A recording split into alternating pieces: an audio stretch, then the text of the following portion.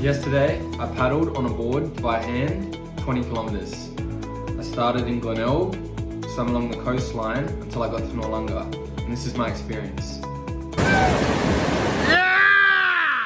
On the day of the event, I was driving to Damien's place in Glenelg, as it was his board that I was using, and he told me to have a big breakfast, and I'm not much of a morning person, so I ate as much as I could, had a large coffee, got to Damien's, and I wasn't feeling too stressed about it. In fact, I wasn't thinking about it too much at all. And we were around his place, charging the GoPro, and I was getting ready, getting all my snacks together. Okay, getting ready for the 20-kilometer paddle from Glenelg to Noarlunga. Should have my phone on me, got a drink. I think I'm getting a water bladder, which is just like a bit of a satchel that you fill with water. Yeah, that's it really, so I'll keep you guys updated. Then we were chatting about it, just briefly. We carried the board out towards the water, and when we started walking out towards the beach, that's when reality started to kick in a little bit. I have a fear of being out in open ocean, deep open ocean, with not a lot around, where there could be sharks underneath me. That scares me personally. And yeah, we basically put the board down, had a little bit of a debrief. Got a hydrolyzed drink here, heated up some honey, Celtic salt and lemon for natural electrolytes. So I got a litre of that. Liter of water in this bladder here, so I'm going to be hydrated. I've got some nuts for snacks, a little bit of dried fruit in there, and just got my phone in a waterproof pouch, which I'm determined not to drop in the ocean. I was asking myself whether or not I could make 20 kilometers. It's definitely not something I've trained for. Fucking Noarlunga, it seems like a mile away. I was definitely thinking about what could be in the water as well. And as we started to walk in the water, it was freezing. 20 kilometers, I'm here in Glenelg, and I'm about to basically hand paddle my way up to Noarlunga. Got my watch here, so I'm looking for about the 20 kilometer mark. First checkpoint is 4 kilometers Brighton, I believe, and yeah, and then onwards from there around that peak down there. I have two options. I can swim along the coast, hug the coast, or I can take a shortcut, but I'm about a kilometer into the ocean, so I'll see what happens when I get out there, I suppose. It was on a cold day, it was a cloudy day. Made it all the more moody as well with the weather. And then when we got in the water, yeah, reality just sort of kicked in and I started paddling.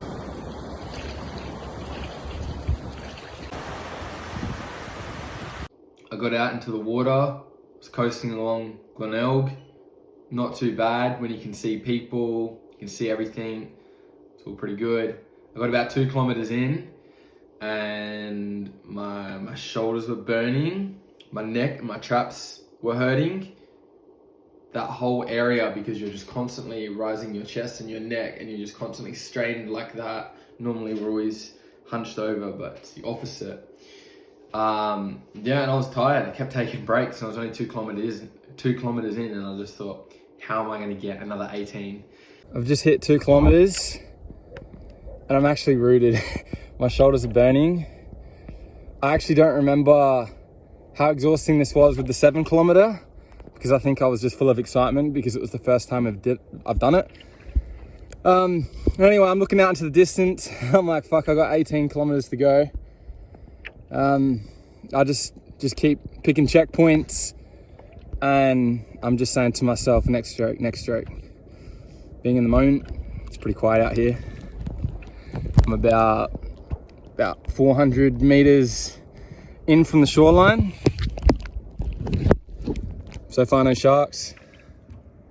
It's really like eerie and quiet here. But the next point, when I get over this bend up here, I might be about a kilometer, 1.5 Ks into the water. So that'll test me.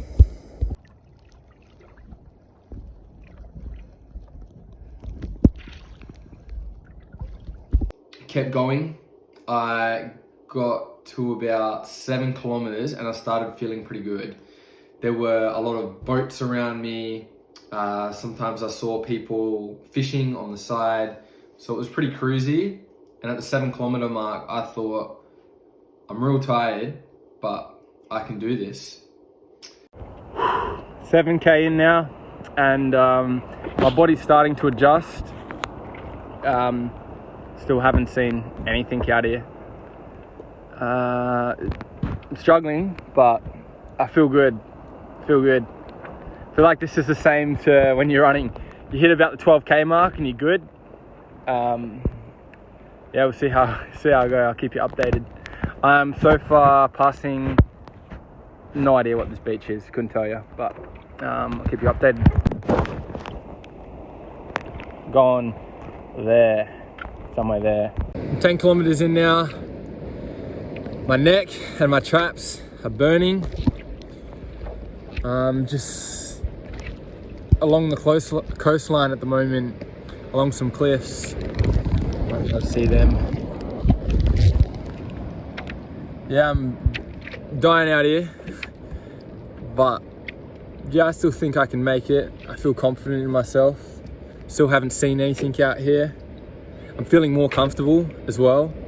I've had thoughts like, you know, even if there was a shark, what's to say it's gonna eat me? Like, could even just wanna swim with me.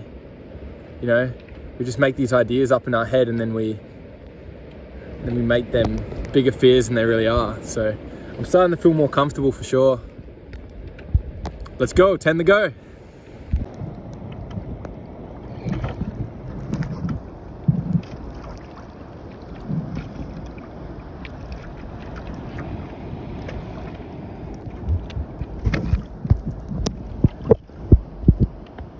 The 11 kilometer mark, I reached Hallett Cove. And again, more people, fishermen. There was a stage just before that where I had to get off the board. And yeah, I basically had to get off the board to take a piss, but I didn't want to do it in the deep water. So I waited till I got to a point where there was like a few rocks, and then I got off the board there where it was a bit more shallower, and took a piss, got back on the board, kept going. And yeah, when I was at that Hallett Cove section, a guy came past me on a speedboat because he saw me laying there with my head down because I was exhausted. I was just laying there for a while, and he came over and said, "Do you want a lift?" And my mind was saying, yes, give me a lift. But I obviously didn't take the lift. And I said, no, I'm good. Powered on. And it wasn't until I got about 12 kilometers in that things started getting pretty heavy. So I filmed the first 2 kilometers, then I filmed at 7, and then I believe I filmed at 12. Between 12 and 18, I didn't film at all because it got pretty hectic. So around the 12 mark was when all the people started to disappear. All the coastline started to disappear. It was just rocky cliff. The clouds came in, the wind picked up, the waves picked up.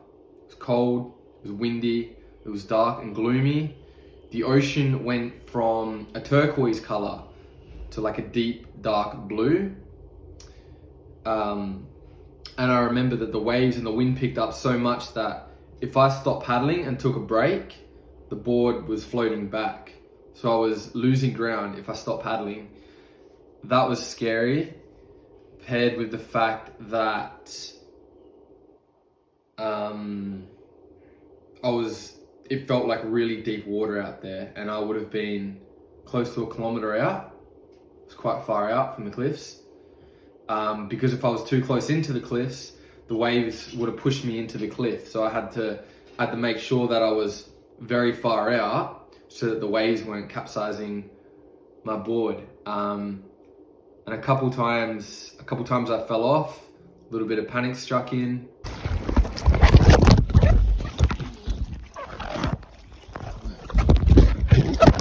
Jumped back on, kept paddling.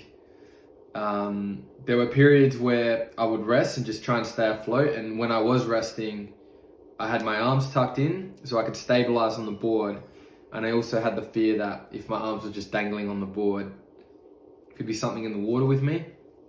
As I started battling the winds and the waves and the cold weather, that's when my fear of sharks started to kick in. Because before that, I didn't have too much of a fear. I was quite content, quite comfortable, and I had thoughts like, oh, you know what? Even if there was a shark near me or a shark following me, what's to say that it wants to eat me?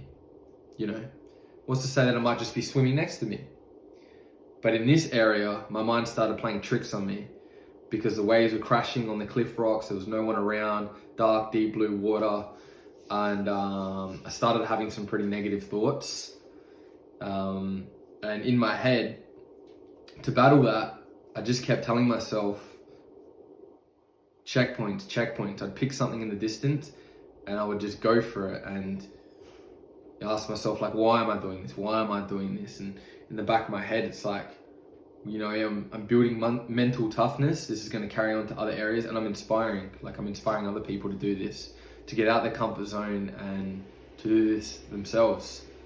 And so I think the fact that I was doing this to also help other people really helped me through it. I got to a point where I was looking at these seals on a rock, because I came to a point where there were these seals on a rock, and I just thought, where there's seals, there's sharks. Got back on, and the only way to get around this rocky cliff where the seals were was just to power through the waves. Like I remember it felt like something off of a Pirates of the Caribbean movie, just like waves coming in and me just like bursting through the wave before it would come over me, until I got out to the back end of the waves and I was able to coast along them. And again, waiting too long, the waves would push me closer and closer to the rocks. So I just had to keep going. At this point, I was about 15 kilometers in. I wanted to give an update, but because of the conditions, I just couldn't get my phone out. And I was just powering through the waves. Shoulders were sore, arms were sore. And sometimes when you look along the cliff edge and you see giant waves, in your mind you feel like, oh my God, like I'm only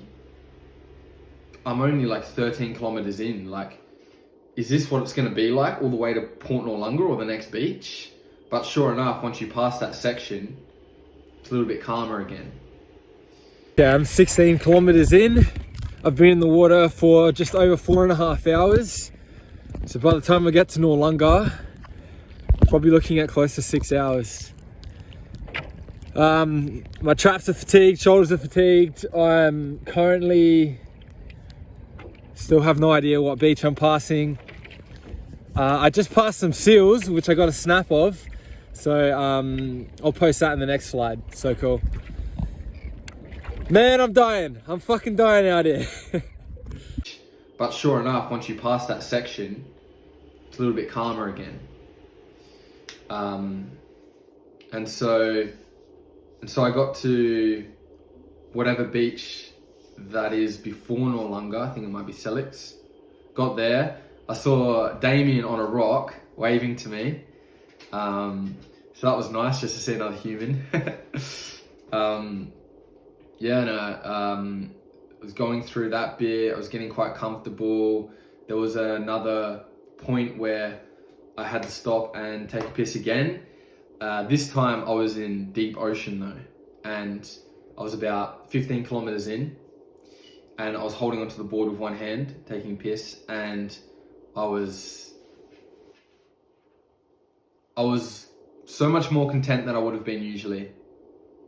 Because I remember the first piss that I had to take, I waited till I got to a shallow end, and I actually had to go, but I just had to wait because I was freaked out. This time, it had gotten better. Don't get me wrong, I was still a little bit freaked out. By the time I got to kilometer 17, I could see the Noarlunga jetty in the distance.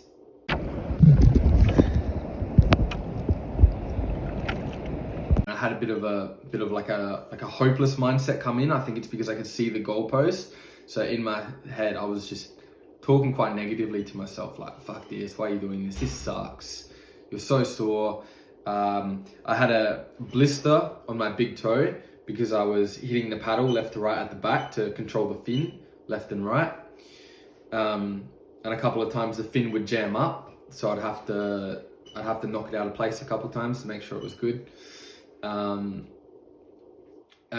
one time I couldn't get the fin right, and the waves started pushing me into the rocks. That was pretty scary. So yeah, once I could see the jetty in sight, I started paddling a little bit harder because I had that hopeless mindset. I just said, just go, come on, let's go.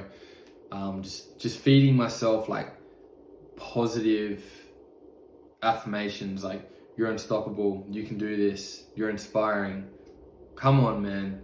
And there were points when my arms were so sore, I just had the count. I was going 1, 2, 3, 4, 5, 6, 7, 8, 1, 2, and I was just repeating that until I was completely mentally and physically exhausted. And then I would just lay there on the board with my ear rested on the padding, just looking out into the ocean, and it was just quiet, still. All you could hear was the waves underneath your board. A little bit eerie at times. And then I'd wake up, I'd notice that there's, big waves coming, and I'd have to go again, and it'd be 1, 2, 3, 4, 5, 6, 7, 8. And then I would rest and then go again. And as I was heading towards Noarlunga, there were like big waves coming in, deep blue water. And I know that there's a big reef in Noarlunga, which was causing the waves. But I also know that the reef in Noarlunga is home to a lot of sharks. There's a lot of sharks around there. I know that for a fact. So that was scary. But at this point, I just had something kicked in, like in my head. The last 1 to 2 kilometers, Damien said he saw me, and in no time I was at the jetty. Something just like flipped, and I just started powering over the waves. So the waves were pretty brutal in that area, and I was just going up, down, and I remember waves would like hit me, and then I'd rock to one side, go again. During the last 3 kilometers, I actually got capsized by one of the big waves, which was quite freaky because, like I said, I knew there were sharks around. It was deep water. I was probably 600 meters away from the coastline, and I got completely capsized. Everything was just in like a bit of a sling in the paddleboard, and I just thought, oh no, there goes my phone, there goes my drink bottle, there goes my snacks. Luckily, it was all tied up well. And so I tried to flip it, didn't flip, tried to flip it again, didn't flip. And at this point, it's upside down. I'm in this deep blue water. My legs are dangling. I'm panicking, kicking around. I can't flip it because it's a heavy board. And then finally I flip it. I realize everything's still on there, but my snack pack with the nuts and the dried fruit was sailing away from me. And it was my only source of fuel in terms of food. So I had to head on after it into the waves to get my nuts back, and got them, and paired with the adrenaline that kicked in, I just powered towards Noarlunga Jetty. There were a couple of times where I was paddling, and on my right there was just a big dark seaweed patch. And I just had like a jolt of adrenaline, like, fuck, thinking that's a shark. Like, you tell yourself you're good, and then little moments like that happen, and you're not good. But yeah, I kept powering towards Noarlunga. The last 2 kilometers, I started getting dizzy in the back of my head, starting to get quite drained and fatigued. And the waves were picking up, and I just powered on, got through it.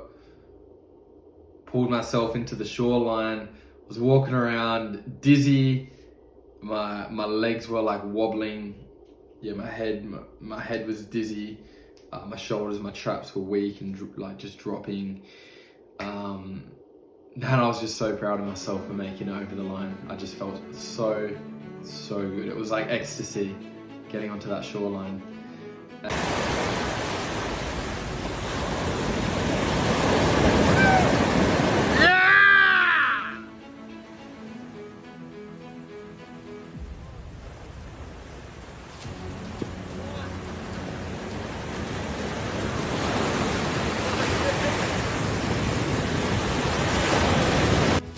When I finally got there, Damien was asking me a few questions, and I found it hard to answer, to be honest, because I was just so dizzy and distraught. Yeah, but I guess I answered as best as I could.